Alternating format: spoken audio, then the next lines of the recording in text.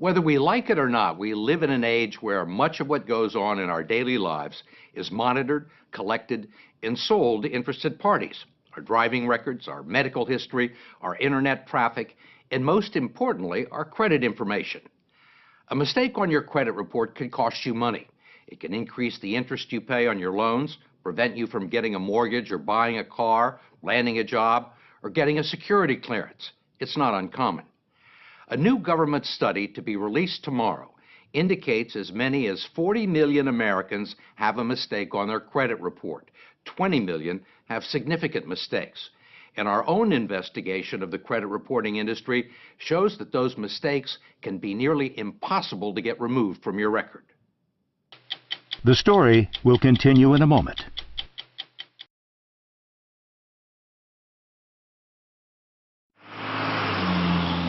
Consumer credit reporting is a $4 billion a year industry dominated by three large companies, Experian, TransUnion, and Equifax. They keep files on 200 million Americans and traffic in our financial reputations.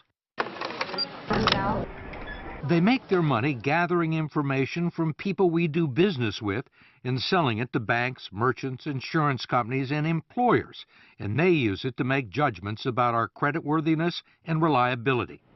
But now the reliability of the industry is being questioned in an 8-year Federal Trade Commission study to be released tomorrow. John Leibowitz is the chairman. Here's what we found. Some pretty troubling information.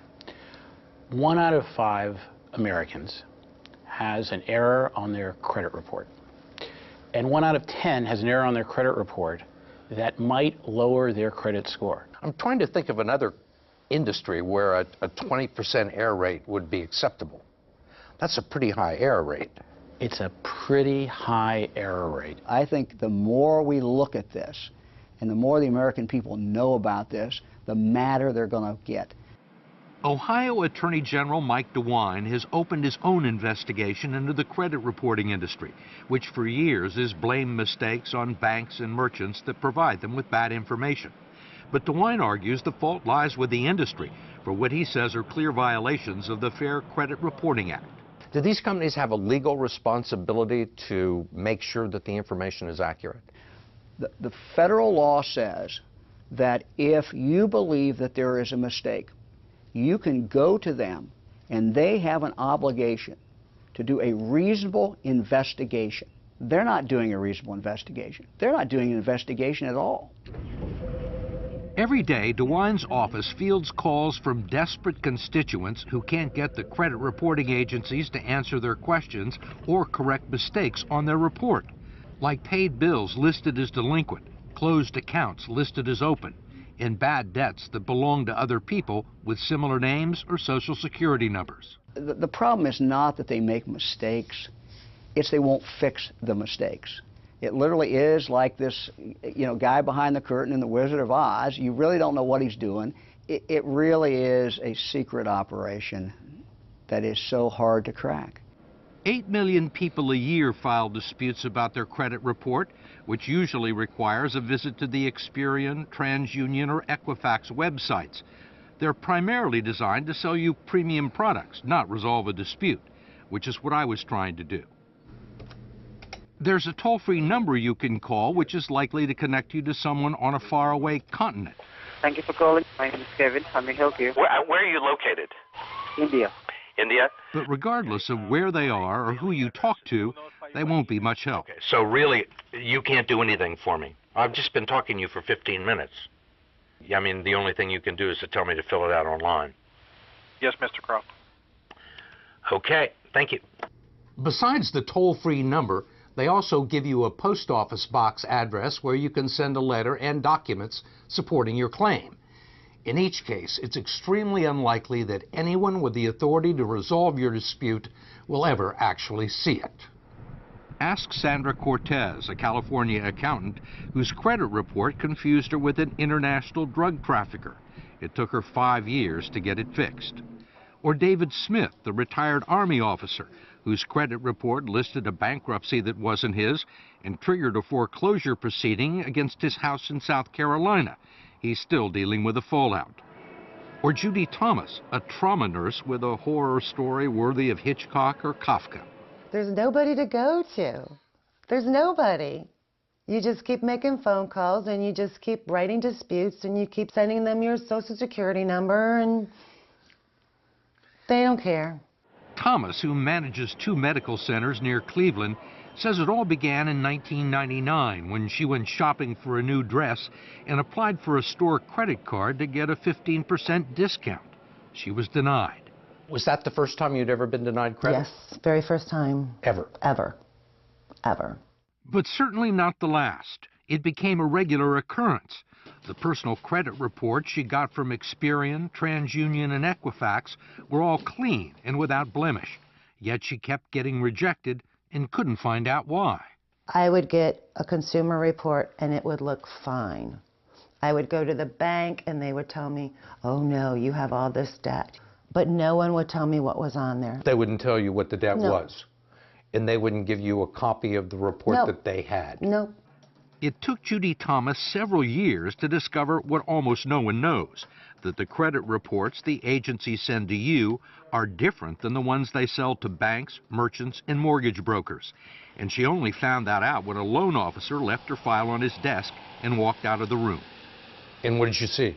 I saw debt from Utah Medical Center. I saw debt from a veterinarian clinic in Utah. I saw collections for a Judith Kendall. Judith Kendall, not Judy Thomas. Correct. What's going through your mind? What the hell is she doing on my credit report? What the hell is her debt doing on my credit report? You think this would be very simple to get straightened out? You would think. Yeah, you would think. This is my Judy Thomas versus Judith Kendall file. Instead, it became a 6-year battle with credit agencies, requiring box loads of correspondence to try and prove that she was Judy Thomas, not Judith Kendall, all to no avail. You got a lot of time invested in this. How important are these documents? It's my life. There are logs of daily phone calls to dispute centers, hundreds of letters to Experian, Equifax, and TransUnion, even correspondence from Judith Kendall's creditors in Utah, acknowledging that the debts on her credit report aren't hers. I would get letters back from these companies saying this, in fact, is not you. You still couldn't get it off your credit report? No, I sent copies to the credit bureaus, and they would come back as mine, verified, verified. I also hired a local attorney to try and straighten it out. We had everything certified, that this is Judy Thomas, this is where I live. I've never gone by the name of Kendall. I've never even been to Utah, let alone owing a cable company in Utah. And what happened? Nothing. Nothing? Nothing. What kind of problems did this cause for you? I couldn't refinance. I couldn't take advantage of the interest rates. I couldn't get a car. I couldn't co-sign for my children's student loans. And I'd worked hard for my credit.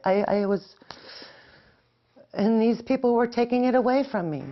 Finally, Judy Thomas took the only recourse available to her. She sued Equifax and TransUnion in federal court. And after a year-long battle, the credit reporting agency settled for an undisclosed sum and promised to clean up her file. Did you think it was going to take a federal lawsuit? Heck no, it just takes a human being going, wow, this isn't Judith Kendall, let me fix this. That's all they had to do. But as we discovered, that almost never happens. If you challenge a credit report and mail your information to a post office box in the United States, the dispute will likely be investigated in India or the Philippines or South America. We traveled 5,000 miles to the Chilean capital of Santiago, where we tracked down 3 former Experian employees. Carolina Herrera, Rodolfo Carrasco, and Enzo Valdivia were all dispute agents at Experian's National Consumer Assistance Center, although they say they weren't able to offer consumers much assistance. So if somebody had a problem with their credit report, they would send in a complaint and it would end up with you? Yeah, probably, yeah. So how many of these did you have to do a day? 90. 90. 90, yeah. Did you consider yourself investigators? No, not at all. Did you have any way to investigate these claims? No, we No. didn't. You can call the person. You can't pick up the phone and call them? No. No. Do you have phones? No. No. Could you email them? No. Did you have the authority to say, wait a minute, after looking at somebody's file and say that, you know, this is somebody made a mistake, this person doesn't owe this money? No, we didn't have that power. All they did was read the disputes and reduce them to a 2-digit code like never late or not mine.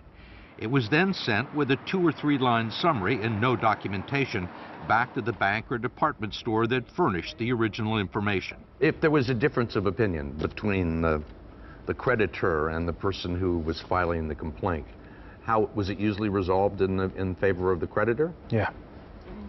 Yeah. The creditor was always right. Mostly we took for granted the word of the bank. If the bank said, hey, this guy owns $100, so it is. None of us have ever interviewed anybody in Chile from Experian, and we've got a federal court ordering them to bring these people forward, and we're still waiting. Much of what's known about the inner workings of the consumer credit agencies come out of lawsuits filed by Len Bennett and Sylvia Goldsmith, who have subpoenaed company records and deposed employees and executives. They say under the current system, there is no way for people like Judy Thomas to get their problem solved. So all these people who take the time to meticulously document a case that the bill isn't theirs or the bill has been paid, that is never seen by anybody? It's not seen by anyone who considers it in determining whether or not information will be removed from a credit report. It's not forwarded on to the person who has the complaint with you? No, it is never forwarded on. Never forwarded on to the creditor. We can get a jury verdict for $1 million. That's chump change to some of these bureaus. They would rather pay a verdict in $1 million than to actually go in and change the policies and procedures that they have, because that's much more expensive to them. I can say this without qualification. The dispute procedures used by the credit reporting agencies, uniformly used, completely fail to comply with the Fair Credit Reporting Act. Courts have found that. The Federal Trade Commission has found that. It's not even a close call. Ohio Attorney General Mike DeWine agreed. I think the industry is a mess, and I think the impact it has on real people is just unconscionable. You think they're breaking the law? I think they're breaking the law. There is no doubt in my mind they are breaking the law. We wanted to talk to Equifax, TransUnion, and Experian, but like most consumers, we were unsuccessful. The agencies referred us to the spokesman for their lobbying group in Washington. He, too, declined our request for an on-camera interview, but did provide a written statement, citing an industry-sponsored survey that showed 95% of its customers were satisfied with the dispute process. The industry maintains it's in compliance with federal law. Go to 60minutesovertime.com to find out what you can do if you think there's a mistake on your credit report. Sponsored by Lyrica.